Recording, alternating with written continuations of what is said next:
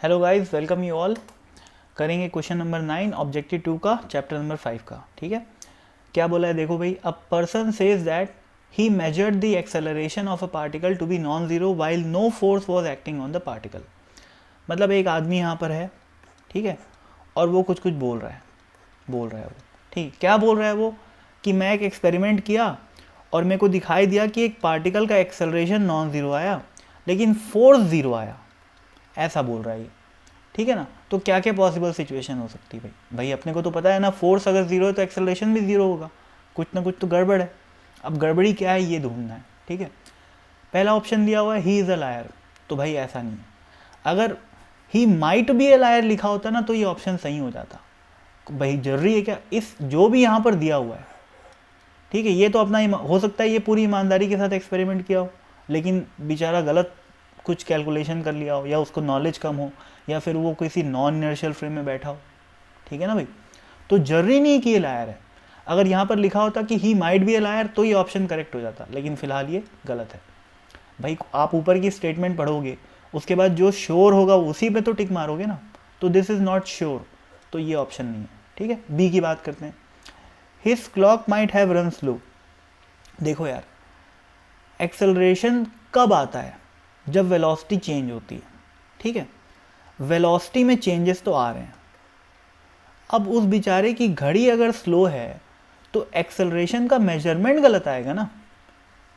Acceleration zero थोड़ी ना, acceleration non zero आएगा। एक्सेलरेशन तो नॉन ज़ीरो है ही, लेकिन अगर घड़ी गलत है उसकी तो एक्सेलरेशन की वैल्यू वो गलत नापेगा, फिर भी वो नापेगा। ठीक है ना, इसीलिए बी ऑप्शन भी सही नहीं है। ठीक है ना, फिर से बोल रहा हूँ मैं, अगर घड़ी स्लो हो गई है तो भाई एक्सेलरेशन क्या होता है? वी अपॉन टी होता है ना, वी अपॉन टी होता है। ये क्या होता है? एक्सेलरेशन, या डेल्टा वी बाई टी बोल लो। ठीक है भाई। तो अगर उसकी घड़ी गलत है तो वो इस टी की कैलकुलेशन में बस गलती आ सकती है। ठीक है ना, लेकिन ऐसा नहीं है कि अगर वेलोसिटी चेंज, सोचो अगर वेलोसिटी चेंज ही नहीं होती तो उसकी घड़ी स्लो रहे चाहे ना रहे, यहाँ तो ज़ीरो ही आता ना। तो zero by any thing is zero, तो उसका आंसर बिल्कुल सही आता, मतलब उसका आंसर ज़ीरो आता। लेकिन नहीं, वेलोसिटी चेंज हुई है और वो बाकायदा देखा है। अब भले टाइम कितना भी लगे, टाइम तो उसकी घड़ी डिसाइड कर रही है। ठीक है, तो B is not the right answer. C पे आते हैं। His metre scale might have been longer than the standard. अरे भाई मीटर स्केल से क्या मतलब है? वेलोसिटी नापनी है अपने को। ठीक है ना, वेलोसिटी, भाई उसकी मीटर स्केल अगर गलत भी है तो वेलोसिटी, चेंज इन वेलोसिटी तो नापेगा ही। मान लो उस एक्चुअल वेलोसिटी में चेंज आ रहा है v1 से लेकर v2 का। ठीक है, तो वो क्या करेगा, v1 की जगह v1 डैश नाप लेगा और v2 की जगह v2 डैश नाप लेगा, पर फिर भी डिफरेंस तो आएगा ही ना भाई। ठीक है ना, जैसे मान लो, अपन एक काम करते हैं, अगले पेज में चलते हैं। जैसे मान लो एक मीटर स्केल है, मान लेते हैं इस बंदा है जिसकी वेलोसिटी है v1 is equal to 1 metre per second. ठीक है, यानी कि क्या है, एक पार्टिकल को देख रहा है वो, जो कि 1 सेकेंड में 1 मीटर ट्रैवल कर रहा है।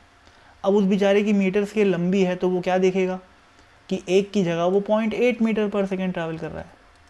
जैसे मान लो ये 0.8 है, ठीक है ना, और ये 1 है, तो मीटर स्केल के लंबे होने की वजह से जो फ़र्क पड़ेगा वो ये है कि उसकी वेलोसिटी का मेजरमेंट गलत आएगा।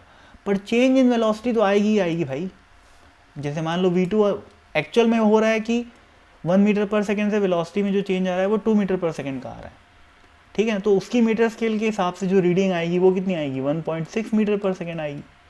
लेकिन फिर भी इन दोनों में डिफरेंस है कि नहीं? वेलोसिटी में चेंज आ रहा है ना भाई, तो एक्सेलरेशन उसका क्या आया? नॉन ज़ीरो आया। ठीक है भाई, तो ये इसका सही मतलब सही आंसर नहीं है। सी उसका सही आंसर नहीं। ठीक है ना, क्योंकि अगर वेलोसिटी में चेंज ही नहीं आता तो उसकी चाहे मीटर स्केल बड़ी हो छोटी हो, 0.8 का पॉइंट ही रहता मान लो, तब तो भाई वो चेंज इन वेलोसिटी को ज़ीरो ही नापता ना, तो एक्सेलरेशन ज़ीरो ही बताता। ठीक है ना, तो ये केस नहीं हो सकता।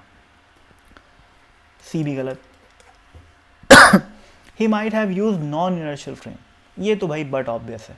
ठीक है ना भाई, वो क्या किया होगा, सारे के सारे रियल फोर्स नाप लिया होगा और बेचारा नॉन जो जो सीडो फोर्सेस होते हैं उसको नापना भूल गया होगा। ठीक है ना, इसी वजह से उसकी गलती हो रही है। ठीक है, जैसे वो क्या, जैसे एग्जांपल ले लेते हैं अपन एक नेक्स्ट पेज में। जैसे मान लेते हैं वो एक लिफ्ट में है। ठीक है, ये लिफ्ट है।